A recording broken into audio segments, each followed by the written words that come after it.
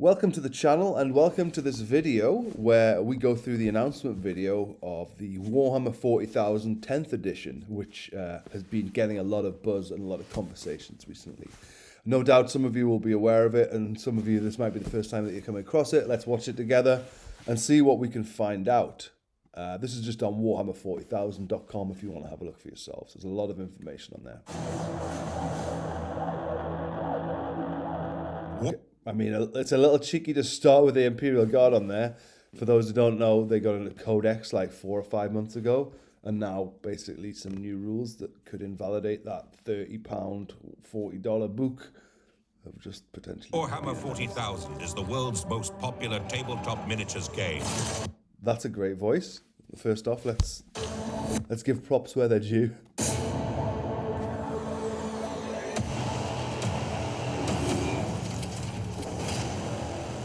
Very similar logo to 9th there.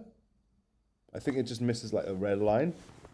I would have hoped for it. Players command armies of genetically enhanced super soldiers, brutal monsters, powerful aliens, and destructive war machines to play out spectacular battles. How cool are those cinematics, by the way? I hope the Amazon series has stuff like that on it. In the 41st millennium. Our mantra with this new edition has been streamlining. We've been listening to the community, and that's a large part of why we've decided to focus the game as much as possible. How can we keep the tactical depth and richness that players love, but examine every rule in the game? Does this need... Like, that point there about examining every rule in the game, like, can you imagine trying to make a new edition of Warhammer? Like, where would you even start?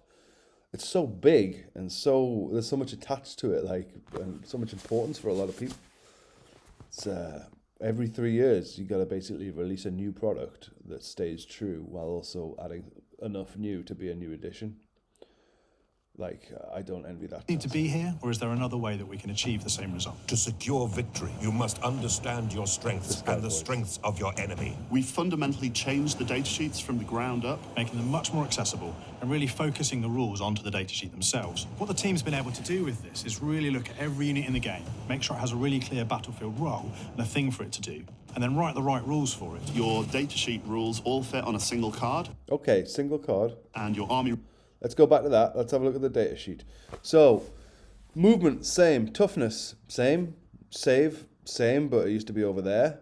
Wounds, same. Leadership, that looks like it'll be on 2d6. I'm imagining it'll be 2d6, but you need to score above it. Yes, because Ripper Swarms are more likely to run away if they're not on Synapse, I imagine. OC, so there's been some conversations online. I think that's like objective control. So some things are more significant, I suppose, on objectives than others. So here, a Ripper Swarm has a value of 1, a Termagant unit has a value of 2. I imagine Space Marines will be like, what, a 4 or a 5 or something like that? What's not clear is, do the units stack? So if I've got those 2 units on there, is that like a 3? Do I have an OC value of 3 and then the other team need to make more, or is it just the highest value unit? And that's just assumptions on what it is anyway. Ranged weapon, flesh borer, assault, okay, assuming it's still advance and shoot.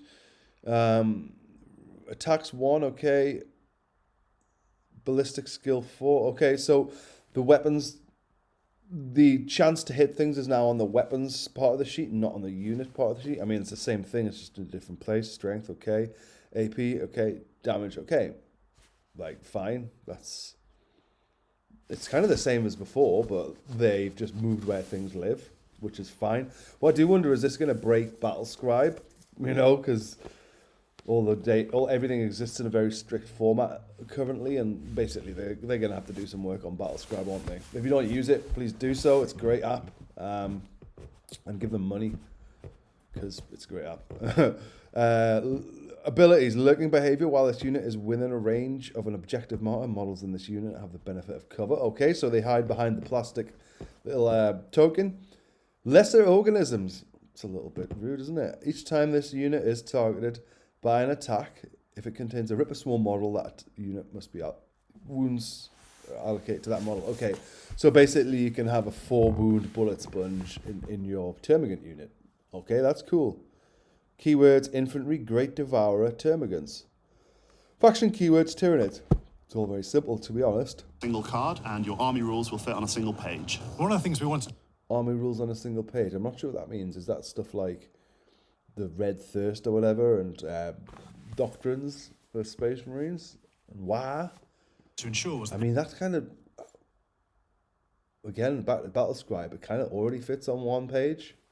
It's the last page. everyone got to play 40k as soon as possible after the edition was launched. So to make that happen, Great models here. all of the rules for everyone's armies via the data sheets and their army rules will be available for free. So, like I said before, with the Imperial Guard or Astra Militarum Codex, everyone's getting rules for free. Okay, that's cool. How's that going to be? Like, and to be honest, you know, if you're watching this, you might have bought things before for Warhammer. Nothing's free, is it? Everything's got a little bit of a cost. So are they saying that, like, your data card that is on the unit when you buy it, is that how you keep it free? Is it on an app? Kind of curious.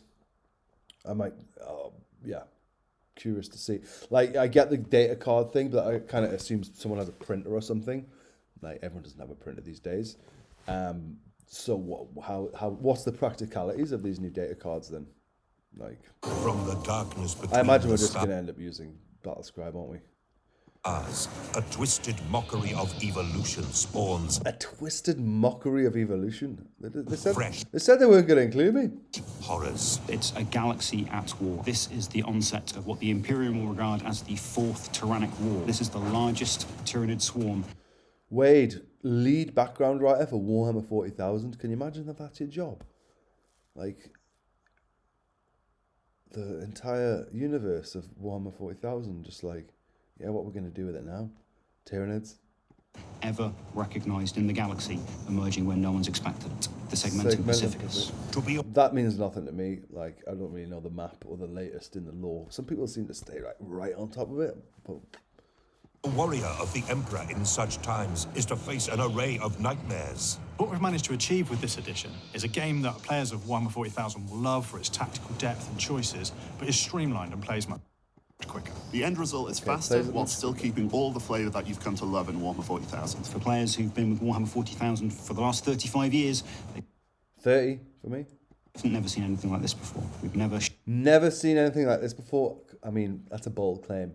If we're pushing models around a table and rolling dice and then taking models off, I think we've seen it. shown conflict at this scale. So conflict at this scale and streamlining and faster play. I wonder if they're kind of incorporating some kind of Armageddon-y type rules, you know, where you can have these ridiculous, like, battlefields on your, like, garden lawn, and, like, it still takes hours. Like, I wonder if they're sort of encouraging people to have bigger armies, brackets, more models. Immersive and thrilling new gameplay. Discover a major new narrative in the Fourth Tyrannic War. The new edition of Warhammer 40,000 deploys this summer. Like, how dramatic is that ending? Like, that voice. I wonder, like, what's his day job? He's not announcing trains, is he? Anyway, defeat the 315 to Peterborough is approaching the platform.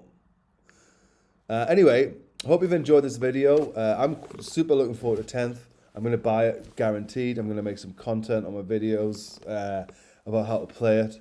And I'll do some battle reports and things as well, because I've been getting into it recently. Right then, thank you for that. Leave a comment below on your own thoughts. Do you have a voice like that guy in the trailer? Let us know if you do. Please leave a voice message. I'd love to hear your dramatic words. Right, take care of yourselves, and I'll see you all next time.